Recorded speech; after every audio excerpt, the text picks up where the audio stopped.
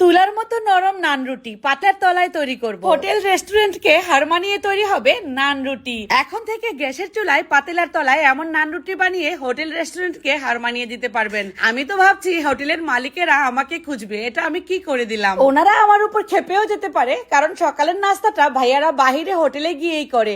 এখন থেকে আপুরা শুধু ইস্ট দিয়ে এভাবে করে নান রুটি বানিয়ে দিবেন, দেখবেন যে পেট ভরে নাস্তা খেয়ে বাইরে গিয়ে মনটা থাকবে ফুরফুরা। চলুন দেখি নেই আর কথা না পারিয়ে এমন তুলতুলে তুলার মতো নরম নান রুটি কিভাবে গ্যাসের চুলায় বানানো যায়। 2 কাপ পরিমাণ ময়দা নিয়ে নিব আমি, এর মধ্যে স্বাদ অনুযায়ী লবণ। এবার দিয়ে দিব নান রুটি বানানোর জন্য প্রধান উপকরণ ইস্ট। এই ইস্ট কিন্তু উপরের দেওয়া নাম্বারে আপনারা পেয়ে যাবেন আমার কাছ থেকে। 2 কাপ ময়দার জন্য 1.5 চা চামচ পরিমাণ ইস্ট ব্যবহার করলাম। এখন দিয়ে দিব আখের চিনি 1 টেবিল চামচ পরিমাণ, দিয়ে দিচ্ছি একটা ডিম, আমার নিজের হাতের উঠানো বাটার মানে মাখন দিয়ে দিচ্ছি।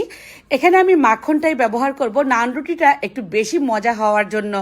নান রুটি যত টেস্টি আপনি জিনিস দিবেন ততই টেস্টি হবে। 1 টেবিল চামচ পরিমাণ দিয়ে দিলাম মাখন।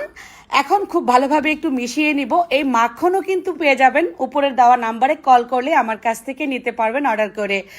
ইস্ট, মাখন, দানাদার ঘি আরো অন্যান্য প্রোডাক্টগুলো পাওয়ার জন্য অবশ্যই কল করে ফেলবেন উপরের দেওয়া নাম্বারে। এখন কুসুম গরম দুধ অল্প অল্প করে দিয়ে আমি একটা ডো তৈরি করে নিব। মসৃণ ডো তৈরি হবে।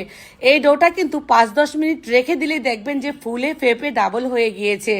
বেশি সময় রাখতে হবে না, কারণ আমার ইস্টটা হচ্ছে ইনস্ট্যান্ট ইস্ট।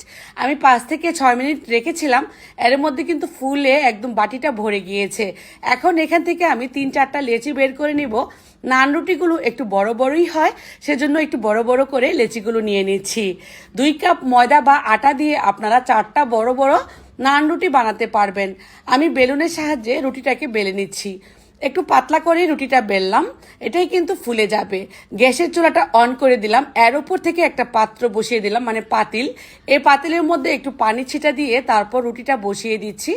চুলার হিট রাখবেন মিডিয়াম হিটে। এই হিটেই কিন্তু দেখবেন উপর থেকে সুন্দর ফুলে ফুলে উঠছে।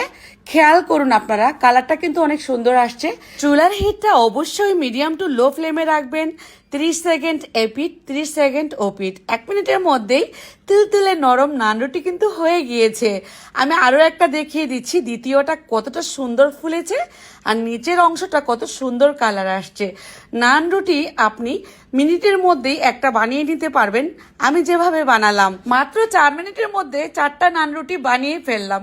চোখের পলকেই কিন্তু এমন মজার নান রুটি বানানো যায়। উপর থেকে গরম গরম অবস্থায় এভাবে যদি মাখন ব্রাশ করে দেন তাহলে কিন্তু এই নান রুটির টেস্ট দ্বিগুণ বেড়ে যাবে। এটা গরুর মাংস, নিহারি, ডাল ভাজির সাথে খেতে দারুণ লাগে।